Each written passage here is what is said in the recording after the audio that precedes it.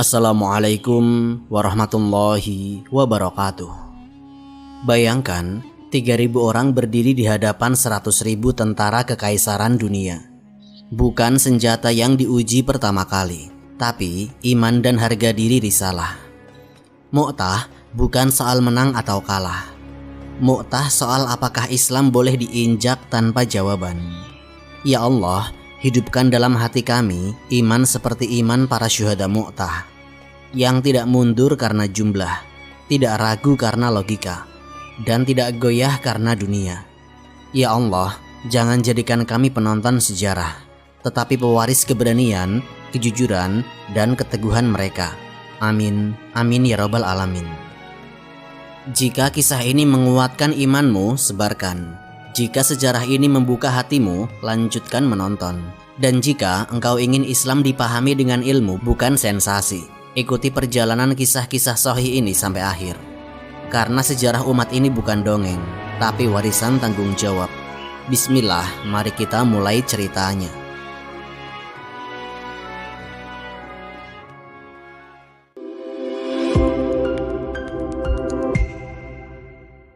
Utusan dibunuh, harga diri Islam diuji.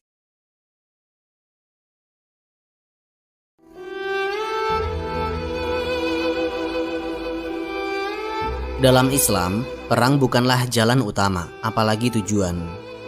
Ia tidak lahir dari ambisi wilayah, bukan pula dari nafsu menumpahkan darah. Perang dalam Islam selalu datang sebagai respon terakhir, ketika kehormatan diinjak dan risalah direndahkan. Karena itu, setiap peperangan yang dipimpin oleh Rasulullah SAW selalu memiliki sebab yang jelas, etis, dan dapat dipertanggungjawabkan. Sejak dulu, bahkan sebelum Islam datang, bangsa-bangsa di dunia mengenal satu aturan universal, yaitu utusan tidak boleh diganggu. Ia adalah simbol diplomasi, jembatan komunikasi, dan tanda bahwa suatu urusan masih bisa diselesaikan tanpa pedang. Bangsa Arab mengenalnya, Romawi mengenalnya, Persia mengenalnya. Melanggarnya berarti membuka pintu kekacauan yang tidak terbendung.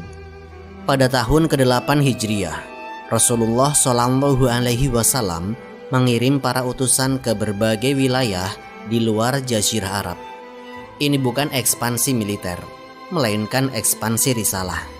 Surat-surat dakwah dikirim kepada para raja dan penguasa, mengajak mereka mengenal Islam dengan bahasa yang tegas namun beradab. Salah satu utusan itu adalah Harits bin Umair al-Asdi radhiyallahu anhu. Beliau diutus menuju Busra, wilayah Syam yang berada di bawah kekuasaan Bizantium. Dalam perjalanannya, Harits singgah di sebuah daerah yang bernama Mu'tah. Di sanalah beliau ditangkap dan dibawa menghadap seorang penguasa lokal Bizantium bernama Surahbil. Surahbil bukan orang sembarangan. Ia adalah gubernur Bizantium di wilayah Syam, perpanjangan tangan Kekaisaran Romawi Timur. Ia paham benar aturan diplomasi. Ia tahu siapa Harits. Ia tahu Harits adalah utusan Rasulullah SAW.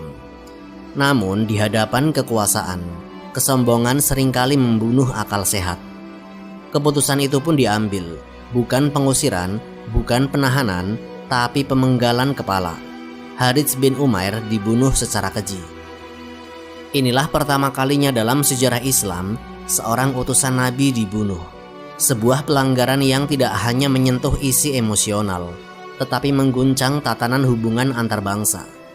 Jika pembunuhan ini dibiarkan, maka setiap utusan setelahnya akan berada di ujung pedang. Dakwah akan lumpuh, kehormatan Islam akan runtuh. Kabar itu sampai ke Madinah, bukan sekedar kabar duka. Ini adalah peringatan keras, bukan hanya untuk kaum muslimin, tetapi untuk dunia. Apakah risalah Islam boleh diinjak tanpa konsekuensi? Rasulullah SAW tidak bereaksi dengan kemarahan yang meledak-ledak. Tidak ada teriakan, tidak ada sumpah serapah. Tetapi siapapun yang mengenal beliau tahu, diamnya Nabi bukan tanda lemah, melainkan tanda keputusan besar sedang disiapkan.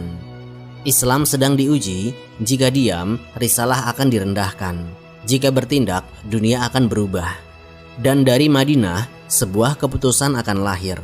Keputusan yang kelak mengguncang sejarah dan mempertemukan 3.000 pasukan iman dengan kekuatan terbesar dunia saat itu. 3 nama 1 takdir. Nabi menyebutnya para syuhada. Keputusan telah diambil. Setelah darah seorang utusan Nabi ditumpahkan, Rasulullah tidak menunda. Namun beliau juga tidak gegabah. Yang disiapkan bukan pasukan besar, melainkan pasukan pilihan. Jumlahnya hanya 3.000 orang. Kecil bila dibandingkan kekuatan dunia, tapi besar dalam iman dan ketaatan. Mereka bukan tentara bayaran. Mereka adalah sahabat yang telah ditempa oleh iman, hijrah, lapar, dan pengorbanan. Rasulullah Shallallahu Alaihi Wasallam tahu benar, dalam peperangan seperti ini, kualitas lebih menentukan daripada kuantitas. Namun, sebelum pasukan berangkat, terjadi sebuah momen yang membuat banyak sahabat terdiam. Rasulullah Shallallahu Alaihi Wasallam berdiri di hadapan mereka dan bersabda dengan suara tenang namun tegas. Maknanya diriwayatkan dalam hadis-hadis sahih. Pemimpin kalian adalah Zaid bin Haritsah. Jika Zaid gugur, maka Ja'far bin Abi Thalib. Jika Ja'far gugur, maka Abdullah bin Rawahah. Sebagian sahabat saling berpandangan. Ini bukan kebiasaan Rasulullah. Biasanya beliau menunjuk satu pemimpin. Kali ini beliau menyebut urutan, dan urutan itu terasa berat. Seolah Rasulullah sedang membacakan takdir, bukan sekedar struktur komando. Sebagian sahabat berkata dengan jujur, bukan membantah, tetapi lirih penuh cinta. Wahai Rasulullah, andai mereka selamat, tentu manfaat mereka bagi kaum muslimin sangat besar. Namun Rasulullah terdiam, dan diamnya Rasul selalu lebih dalam dari 1000 kata. Zaid bin Haritsah melangkah maju. Beliau bukan orang asing. Beliau adalah sahabat yang paling dekat secara emosional dengan Rasulullah Shallallahu Alaihi Wasallam. Pernah menjadi anak angkat beliau sebelum Islam melarang tabani. Beliau dipilih bukan karena nasab, tetapi karena kesetiaan dan pengorbanan. Zaid tidak bertanya, tidak meminta pengganti. Beliau tahu apa arti dipanggil pertama. Ja'far bin Abi Thalib berdiri setelahnya, sepupu Rasulullah Shallallahu Alaihi Wasallam, pemimpin hijrah ke Habasyah, orang yang pernah berdiri gagah di hadapan Raja Najasyi, membela Islam dengan ayat-ayat Al-Quran. Ja'far dikenal lembut kepada fakir miskin, penuh kasih dan rendah hati. Namun pada hari itu, beliau berdiri dengan keteguhan seorang pejuang yang tahu, yaitu jalan di depannya mungkin tidak berujung kembali. Lalu Abdullah bin Rawahah, penyair kaum muslimin, kata-katanya tajam, imannya lebih tajam. Beliau bukan hanya mujahid pedang, tetapi mujahid jiwa. Beliau paham betul medan perang yang sebenarnya seringkali bukan di luar, tapi di dalam diri. Ketiganya tidak saling berbicara panjang, namun masing-masing berdialog dengan hatinya sendiri. Mereka tahu, ketika Rasulullah menyebut nama dengan cara seperti ini, maka kemungkinan kembali hidup sangat kecil. Hari kebangkitan tiba. Rasulullah mengantar pasukan hingga Bukit Wada. Di sana, beliau memberi wasiat yang diriwayatkan secara sahih maknanya. Jangan berkhianat, jangan melampaui batas, jangan membunuh anak-anak, wanita, dan orang tua. Ajak mereka kepada Islam terlebih dahulu. Tidak ada janji kemenangan dunia, tidak ada jaminan pulang. Yang ada hanya amanah dan kejujuran niat. Pasukan pun berangkat. Langkah-langkah mereka mantap, namun hati mereka penuh kesadaran. Ini bukan ekspedisi militer biasa. Ini iring-iringan manusia yang telah berdamai dengan kemungkinan syahadah. Dan sementara pasukan kecil itu bergerak menuju Syam, di sisi lain, Kekaisaran Romawi sedang bersiap dengan kekuatan yang jumlahnya tidak masuk akal. 3.000 versus 100.000 saat iman melawan logika. Langkah pasukan Islam akhirnya sampai di sebuah wilayah yang bernama Ma'an, di tanah Syam. Disinilah mereka berhenti sejenak, bukan untuk ragu, tetapi untuk membaca kenyataan. Perjalanan panjang dari Madinah telah mereka tempuh dengan penuh kesiapan. Namun, apa yang menanti di depan jauh melampaui dugaan manusia. Datanglah kabar intelijen yang mengguncang. Pasukan Bizantium telah berangkat. Bukan ribuan, bukan puluhan ribu, tetapi sekitar 100.000 tentara, dipimpin seorang panglima Romawi bernama Theodoros. Ini bukan sekedar angka. Ini adalah simbol kekuatan kekaisaran terbesar dunia saat itu. Pasukan lengkap dengan persenjataan berat, sistem militer terlatih, dan pengalaman perang lintas wilayah. Sementara pasukan Islam hanya 3.000 orang, tanpa perbandingan seimbang dari sisi logika perang. Guncangan itu nyata. Para sahabat adalah manusia. Mereka merasakan beratnya situasi, bukan takut mati, karena syahadah adalah harapan. Tetapi berat memikul amanah dengan jumlah yang begitu kecil. Maka Zaid bin Haritsah mengumpulkan para pemuka pasukan. Musyawarah pun dilakukan. Sebagian sahabat mengemukakan pendapat yang sangat realistis. Kita kirim surat kepada Rasulullah. Kita kabarkan jumlah musuh. Bisa jadi beliau mengirim bantuan atau memberi perintah baru. Usulan itu bukan pengecut. Itu kehati-hatian.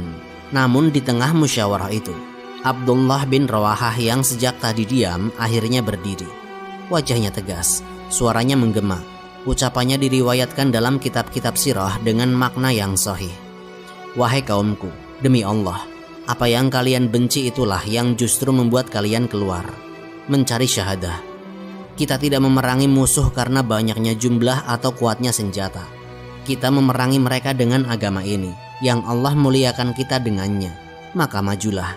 Kita hanya memiliki dua kebaikan, menang atau syahid.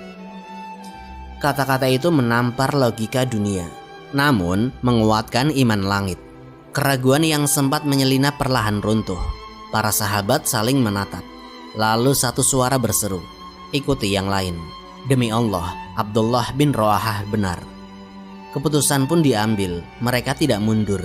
Mereka tidak menunggu bala bantuan. Mereka melangkah maju dengan keyakinan bahwa pertolongan Allah tidak diukur dari jumlah. Namun sebelum pedang diangkat, pasukan Islam melakukan apa yang selalu mereka lakukan. Dakwah sebelum perang. Zaid bin Haritsah mengutus seorang sahabat untuk maju. Beliau menyeru dengan tegas namun beradab. Ajakan kepada Islam, kepada tauhid, kepada keselamatan dunia dan akhirat. Ini penting, karena jika pedang diangkat tanpa dakwah, maka perang berubah menjadi ambisi. Tetapi jika dakwah didahulukan, maka perang adalah ibadah yang dipaksa ditempuh. Ajakan itu ditolak. Tidak ada dialog panjang, tidak ada penerimaan. Maka tidak ada lagi alasan menunda. Pasukan Islam pun bergerak menuju padang Mu'tah. Di satu sisi berdiri barisan Bizantium, jumlahnya seperti lautan. Di sisi lain berdiri pasukan Islam, sedikit, ringkas, namun rapat dan teratur. Formasi pun dibentuk. Panji putih Islam berkibar. Dan saat itu Zaid bin Haritsah maju ke depan, panji di tangannya, wajahnya tenang. Beliau tahu sejak Nabi menyebut namanya pertama, kemungkinan kembali hidup hampir tidak ada. Namun langkahnya tidak goyah. Bagi Zaid dan para sahabat, kematian bukan akhir. Ia adalah perjumpaan, bukan sesuatu yang ditakuti, tetapi sesuatu yang dipersiapkan. Panji itu kini berkibar. Dan sejak saat itu, sejarah tidak lagi ditulis dengan tinta, melainkan dengan darah orang-orang yang ikhlas. Panji tidak boleh jatuh, syahidnya 3 panglima. Perang Mu'tah telah pecah. 2 pasukan berhadapan, debu naik, pedang terhunus, dan bumi Syam menjadi saksi bahwa hari itu bukan hari biasa. Di tengah gempuran pasukan Bizantium yang jumlahnya bagaikan lautan, Zaid bin Haritsah berdiri di barisan paling depan. Panji putih Islam ada di tangannya. Zaid bukan sekedar panglima. Beliau adalah sahabat yang paling dekat secara batin dengan Rasulullah. Beliau pernah dibeli, dibebaskan, lalu dicintai Nabi hingga pernah dipanggil Zaid bin Muhammad sebelum Tabani dihapus. Hari itu, di usia yang tidak muda lagi, Zaid berdiri sebagai pemimpin pasukan kecil yang menghadapi kekuatan terbesar dunia. Beliau maju tanpa ragu.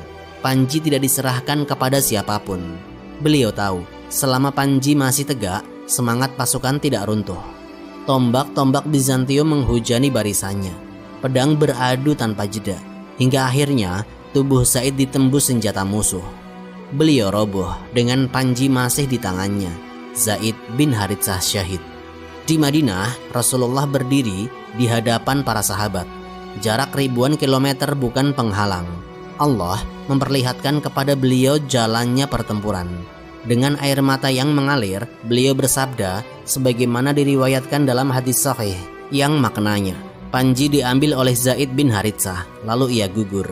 Maka mohonkanlah ampun untuknya. Panji itu segera diambil oleh Ja'far bin Abi Thalib. Beliau maju sebagaimana Mus'ab bin Umair di Uhud, menjadikan tubuhnya perisai bagi Panji Islam. Ja'far tahu kisah Mus'ab. Beliau tahu bagaimana Panji tidak boleh jatuh meski nyawa taruhannya. Ja'far bertempur dengan gagah hingga sebuah tebasan pedang memutus tangan kanannya. Tanpa teriakan, tanpa mundur, beliau segera memindahkan Panji ke tangan kirinya. Tidak lama kemudian, tangan kirinya pun terputus. Namun, Ja'far tidak membiarkan Panji itu jatuh. Beliau memeluknya dengan sisa lengannya, menahannya di dada, melindunginya dengan tubuh sendiri. Puluhan luka menghiasi jasadnya, panah dan pedang silih berganti, hingga akhirnya Ja'far bin Abi Thalib syahid. Panji masih terjaga. Rasulullah Shallallahu Alaihi Wasallam kembali bersabda di Madinah dengan suara yang berat oleh tangis. Kemudian Panji diambil oleh Ja'far, lalu ia gugur, maka mohonkanlah ampun untuknya. Tentang Ja'far, Rasulullah bersabda dalam hadis sahih, Allah mengganti dua tangannya dengan dua sayap yang beliau gunakan untuk terbang di surga. Di Madinah, Rasulullah Shallallahu Alaihi Wasallam mendatangi rumah Ja'far. Beliau mengusap kepala anak-anaknya yang kini menjadi yatim. Beliau menggendong mereka, sementara air mata beliau jatuh. Kepada Asma binti Umais, beliau menyampaikan kabar itu dengan penuh kasih. Duka bercampur kemuliaan. Panji kini diambil oleh Abdullah bin Rawahah. Namun perangnya kali ini bukan hanya melawan Romawi. Beliau berperang melawan nafsunya sendiri. Dalam riwayat disebutkan, beliau berbicara kepada dirinya dengan kalimat yang terkenal, "Wahai jiwaku, jika engkau ingin terbunuh hari ini, maka kapan lagi? Inilah saat yang telah lama engkau tunggu." Beliau sempat ragu sekejap, bukan takut mati, tetapi berat meninggalkan dunia. Namun, beliau menegaskan kepada dirinya, jika dua sahabatnya telah memilih syahadah, maka mundur adalah kehinaan. Beliau pun maju, pedangnya terhunus. Beliau bertempur hingga akhirnya Abdullah bin Rawahah pun syahid, menyempurnakan apa yang telah beliau ucapkan dengan perbuatannya. Rasulullah Shallallahu Alaihi Wasallam kembali bersabda, kemudian Panji diambil oleh Abdullah bin Rawahah, lalu ia gugur. 3 panglima telah gugur, 3 tiang pasukan roboh, barisan kaum muslimin mulai kacau. Panji berpindah tangan, hampir jatuh ke tanah. Jika Panji jatuh, semangat akan runtuh dan kekalahan bisa menjadi kehancuran. Dan di Madinah, Rasulullah mengangkat kepala lalu bersabda dengan nada yang berbeda, nada harapan. Kemudian Panji diambil oleh salah satu pedang Allah. Saat itulah arah perang akan berubah. Pedang Allah terhunus, kemenangan tanpa penaklukan. 3 panglima telah gugur, Zaid bin Haritsah, Ja'far bin Abi Thalib, Abdullah bin Rawahah. Medan Mu'tah dipenuhi darah dan kelelahan. Barisan kaum muslimin mulai goyah. Mereka minoritas, terdesak, dan kehilangan komando. Di saat genting itu, Panji Islam berpindah tangan, dan keputusan harus diambil seketika. Di Madinah, Rasulullah bersabda dengan kalimat yang diriwayatkan secara sahih maknanya. Kemudian Panji diambil oleh salah satu pedang Allah. Yang dimaksud Nabi adalah Khalid bin Walid. Khalid mengambil Panji. Ini adalah perang pertamanya bersama kaum muslimin. Orang yang dulu memimpin pasukan Quraisy di Uhud, kini berdiri memikul amanah pasukan iman. Kondisi yang beliau terima bukan ideal. Pasukan lelah, moral tertekan, jumlah sangat timpang. Namun Khalid bin Walid tidak panik. Beliau paham satu hal, perang ini tidak bisa dimenangkan dengan frontal, tetapi bisa diselamatkan dengan akal dan keberanian. Hari mulai gelap, pertempuran terhenti sesuai kebiasaan saat itu. Malam turun di padang Mu'tah, pasukan beristirahat kecuali Khalid. Beliau tidak tidur, sepanjang malam beliau menyusun rencana, bukan sekedar strategi militer, tetapi strategi psikologis. Menjelang fajar, Khalid memerintahkan pertukaran formasi besar-besaran. Sayap kanan dipindahkan ke kiri, dan yang kiri ke kanan. Barisan depan ditarik ke belakang, yang belakang dimajukan ke depan. Pasukan cadangan disembunyikan, debu dibuat berputar, gerakan diperbanyak, suara langkah digandakan. Pagi itu, pasukan Bizantium melihat sesuatu yang berbeda. Wajah-wajah yang kemarin mereka hadapi tidak lagi berada di posisi yang sama. Susunan barisan berubah total. Panglima mereka, Theodoros, teringat kegaduhan semalam dari arah perkemahan Muslim. Ia pun menyimpulkan bala bantuan telah datang. Padahal tidak ada satupun bantuan yang tiba. Itu murni kecerdikan Khalid bin Walid. Mental pasukan Bizantium mulai goyah. Keyakinan mereka retak. Melihat celah itu, Khalid bin Walid memerintahkan serangan balik. Kaum muslimin maju dengan semangat baru. Pertempuran hari itu sangat dahsyat. Dalam riwayat disebutkan, 7 pedang di tangan Khalid patah satu persatu karena kerasnya pertempuran, hingga tersisa 1 pedang Yaman. Khalid tidak hanya menyerang, beliau mengatur tempo. Sebagian pasukan ditahan, lalu dimunculkan di tengah pertempuran, menciptakan ilusi bantuan tambahan. Tekanan psikologis semakin berat di pihak Bizantium. Akhirnya mereka mundur. Apakah karena takut, lelah, atau ragu? Yang jelas, mereka tidak lagi percaya diri. Khalid memahami satu hal penting. Musuh yang mundur hari ini bisa menyerang esok hari. Maka beliau tidak menunggu. Pada malam itu juga, beliau memerintahkan penarikan pasukan secara teratur. Tidak kacau, tidak panik, tidak lari. Dan Bizantium yang masih terguncang tidak berani mengejar. Dengan itu, perang Mu'tah berakhir. Bukan dengan penaklukan wilayah, bukan dengan rampasan besar, tetapi dengan kehormatan yang terjaga. Ketika pasukan kembali ke Madinah, Rasulullah menyambut mereka dengan duka dan bangga. Duka karena para syuhada terbaik telah gugur. Bangga karena pasukan kecil itu tidak hancur di hadapan kekaisaran dunia. Sebagian orang yang melihat dengan mata dunia berkata, mereka lari dari medan perang. Ucapan itu menyakitkan hati para mujahid. Namun Rasulullah segera meluruskannya dengan sabda yang diriwayatkan secara sahih. Mereka bukan orang-orang yang lari, tetapi mereka adalah orang-orang yang kembali, insya Allah. Dengan satu kalimat itu, kehormatan mereka dikembalikan. Mu'tah bukan kekalahan. Mu'tah adalah pelajaran besar. Ia mengajarkan bahwa Romawi bisa diguncang, bahwa iman bisa menandingi logistik, bahwa kepemimpinan yang jernih bisa menyelamatkan pasukan dari kehancuran. Dan dari Mu'tah, sejarah sedang dipersiapkan. Beberapa tahun kemudian di Yarmuk, kekaisaran yang sama akan benar-benar runtuh oleh generasi yang telah ditempa di Mu'tah. Disinilah pedang Allah benar-benar terhunus, bukan untuk kesombongan, tetapi untuk menjaga risalah. Mu'tah adalah kekalahan di mata dunia, namun kemenangan besar dalam rencana Allah. Dan darinya jalan menuju Yarmuk dibuka. Hikmah Perang Mu'tah, pelajaran untuk umat yang ingin tegak. Mu'tah mengajarkan bahwa Islam tidak hidup dari reaksi emosional, tetapi dari kehormatan yang dijaga dengan kesadaran. Ketika utusan dibunuh, masalahnya bukan pada satu nyawa yang hilang, melainkan pada pesan yang ingin disampaikan musuh, bahwa risalah ini boleh diremehkan. Islam menjawab bukan dengan amuk, tetapi dengan sikap tegas. Inilah pelajaran pertama. Umat yang membiarkan kehormatannya diinjak sedang mengundang kehinaan yang lebih besar. Mu'tah juga mengajari bahwa ukuran kebenaran tidak pernah mengikuti hitung-hitungan dunia. Logika militer berkata, mundur sejak awal. Namun iman berkata, maju dengan niat yang lurus, lalu serahkan hasil kepada Allah. Bukan jumlah yang Allah nilai, tetapi kejujuran keberangkatan. Karena itu, kaum muslimin tidak dipermalukan meski tidak membawa pulang penaklukan. Mereka pulang dengan kehormatan yang utuh. Dari Mu'tah, umat belajar bahwa kepemimpinan bukan soal figur tunggal.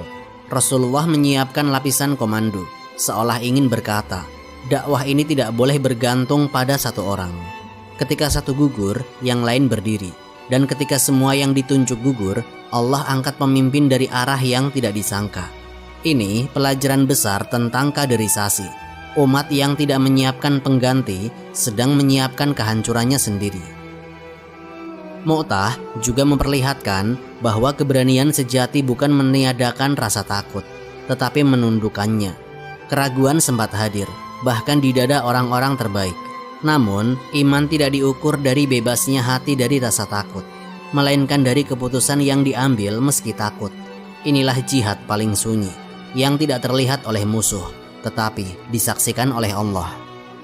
Dari peristiwa itu pula, umat diajari bahwa akal adalah bagian dari iman, bukan lawannya. Kemenangan bukan selalu dengan menyerang, dan kemuliaan bukan selalu dengan bertahan sampai habis. Ada saatnya maju, ada saatnya menjaga pasukan untuk hari yang lebih besar. Islam tidak memerintahkan bunuh diri atas nama keberanian. Ia memerintahkan kebijaksanaan atas nama amanah. Mu'tah juga meluruskan satu kesalahpahaman besar, bahwa mundur selalu identik dengan kalah. Rasulullah mengajarkan bahwa kembali untuk menyelamatkan umat adalah kemenangan strategis, bukan aib. Ini pelajaran pahit bagi jiwa yang mencintai sorak, tetapi penawar bagi iman yang berpikir jauh ke depan. Dan akhirnya, Mu'tah mengajarkan kesabaran dalam membaca takdir. Tidak semua perjuangan ditutup dengan hasil yang langsung terlihat. Ada medan yang Allah jadikan pondasi, bukan puncak. Ada pengorbanan yang baru dimengerti nilainya bertahun-tahun kemudian. Umat yang tergesa menurut hasil akan kecewa, tetapi umat yang percaya pada sunatullah akan paham. Mu'tah bukan akhir, tapi awal. Hikmah terbesarnya sederhana namun berat. Islam tidak dibangun oleh kemenangan instan, melainkan oleh keteguhan yang tidak menjual prinsip meski dalam keadaan terdesak. Dan umat yang memahami Mu'tah dengan cara ini tidak akan silau oleh jumlah, tidak mudah patah oleh kegagalan, dan tidak tergesa menuduh takdir sebelum waktunya. Wallahu a'lam bishawab. Semoga kisah ini memberikan manfaat dan menjadikan pengingat bagi kita semua untuk terus memperbaiki diri serta meningkatkan ketaatan kepada Allah Subhanahu wa Ta'ala.